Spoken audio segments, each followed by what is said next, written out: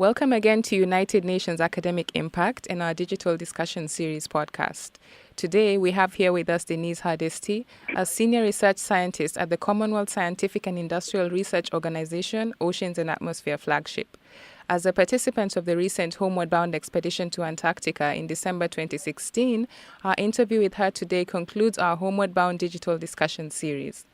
Homeward Bound, which was pioneered by Fabian Dattner, is an inspiring leadership and strategic initiative that seeks to explore how women in science and leadership can deliver a more sustainable future. Our discussion today will educate us about the 20-day voyage, as well as the leadership role of female scientists in matters of sustainability and climate change. Pleasure to have you here with us today, Denise. Thank you so much. It's a pleasure to be with you. All right. This first set of questions are about your work environment. What motivated you to pursue a profession in the male-dominated field of science? And secondly, what are some of the challenges you have experienced working in such an environment? So to the first part of that question, I've always been curious. I've probably been asking questions and pestering my parents since I was a small child, asking why about so many different things. And in terms of entering the field of science, I can tell you that it never entered my mind that I would be, doing something that was atypical or might be more difficult or anything like that by virtue of being a girl, a young woman, a woman, by being female. It just never occurred to me. I love science. I love asking questions. I love the outdoors, and it seemed like a really natural fit for me. So it didn't actually occur to me to think about when I set out on this path. And I had some fantastic role models in science, some incredible women scientists that I knew, science teachers that, I had been taught by growing up, etc. So it just never really occurred to me. So moving away from the context of your work, as part of your ongoing research on litter and waste, what species do you feel is or are most threatened by the menace of marine debris? Well, I think that's a really good question, what species are impacted. We now know that everything from plankton, little tiny plankton at the bottom of the food chain, on up to enormous humpback whales, and seabirds and turtles and dolphins and, numerous other species, fish, etc., are all heavily impacted by the plastic that they mistake as food, by the nets that they get tangled up in, and possibly as well by the chemical contamination from the substances that sorb onto the plastic that inadvertently get sorbed into the tissues of the animals by virtue of eating that plastic. So there's just numerous species, and at recent estimate, it's in excess of 600 marine species that are impacted by marine debris, by the litter that enters the ocean.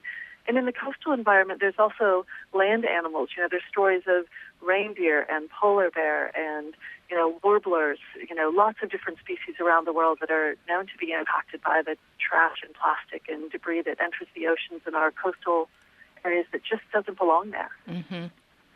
Okay, now let's talk a little about the Sustainable Development Goals.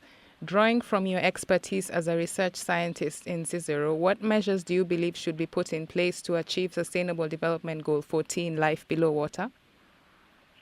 Well, I think there's a number of policies and practices and groundswell of activities that can also really contribute. We've seen a lot of change in the world, in the growth and the development, and we have so many more people on the planet, and I think that we need to be really smart. We need to use resources really wisely, and I think it's really important to be mindful. Coming back to my bias in working in plastics in the ocean, there are simple things that we can do. We can not use microplastic beads in products. There are natural alternatives.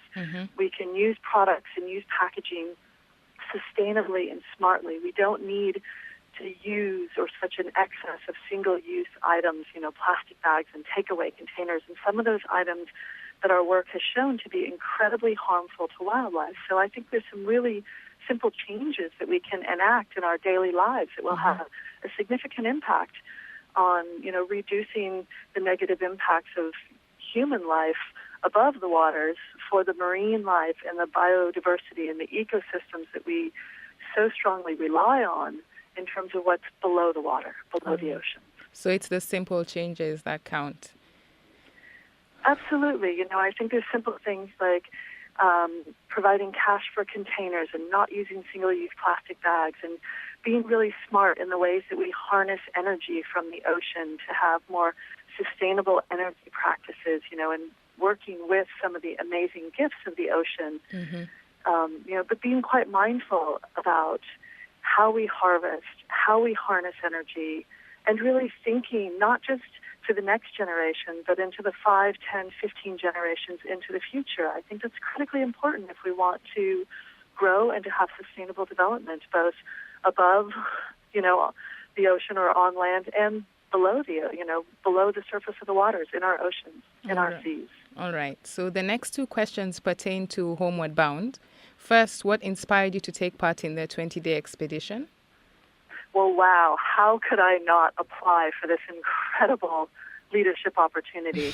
Not only, the opportunity to connect and to learn from this group of 75 other women from around the world, but, from the leadership and the training that we were provided on board by Fabian and the team with, Marshall and Julia and, Justine and Kit and everybody. It was just an incredible opportunity. And I've been so yearning for an opportunity to learn better leadership skills and to develop this the opportunity of a global network, a global community, as well as looking for, mentor relationships and to build some of those relationships, build my skills and to learn so much more and to be there on the ground floor, to be there on the, inception voyage of this. What an incredible opportunity. I feel so fortunate to have gotten to have that experience. And it's continuing now, of course, as well. Mm-hmm. And secondly, what were your fears and expectations, if any, going into the expedition, and were they met? So I'll tell you, I think a really interesting thing and something, if you peel back the layers that maybe, more people than just I on board would say, it's also a really sort of intimidating, both exciting and intimidating thing to be, amongst the energy of 80 women on board a ship, that's pretty daunting. And that was part of the beauty of it and part of the concern of it as well. I had a fabulous experience. I learned so much and met so many interesting, great women and got to learn about so many different perspectives and skill sets and knowledge. And, it was just absolutely wonderful. I learned incredible leadership skills. I learned so much about people and humankind and, some of the real challenges that we face and the real opportunities that we have in working together and building together and being united and, taking on board the different perspectives and opinions and viewpoints and skill sets and being reflective. I learned so much, and the experience was more than I could have hoped for. So it definitely met and exceeded my expectations. Oh, that sounds really nice. So our final question will combine all the experience you got from the Homeward Bound and your own personal experiences. For the numerous aspiring female scientists out there, do you have any tips you'd like to share with young women who wish to pursue scientific careers? Do I have any tips that I'd like to share with young women? I think the biggest thing to say is really follow your dream. Don't be put off by anyone, by anything. Go with your heart. Learn from the people around you. Be open, explore, and don't let anybody ever tell you that you can't do something. I think each and every one of us can achieve anything that we really set out to. We can build the skills, we build the knowledge, look for those opportunities, and follow your heart, follow your dreams. That would be my advice. So we'll all follow our hearts and follow our dreams. All Absolutely. Right. Okay, that wraps be up. Be open, yeah. Okay, so that wraps up our Homeward Bound digital discussion series. Thank you so much, Denise, for your inspiring insights. We really appreciate your time and your patience being with us here today.